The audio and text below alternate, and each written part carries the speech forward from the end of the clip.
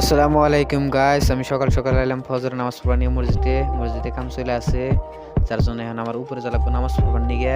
তাই আমি উপরে যাই। এই যে উপরে সবাই বসে রয়েছে, কেউ কেউ নামাজ পড়তেছে। তাই আমি নামাজ পড়ি। আলহামদুলিল্লাহ আঙ্গুরের 2 জোহরের নামাজ পড়া হয়ে গেল। আমি গেতেছি আমরা কবর জিয়ারত করার জন্যে। তাই আমরা কবর জিয়ারত করে হইলো ও যায় বাড়ি ফিলে, আমিও যাই বাড়ি ফিলে। তে আমরা বাড়ি ফিলে গেতেছি। এই যে এটা বাড়ির যাওয়ার রাস্তা।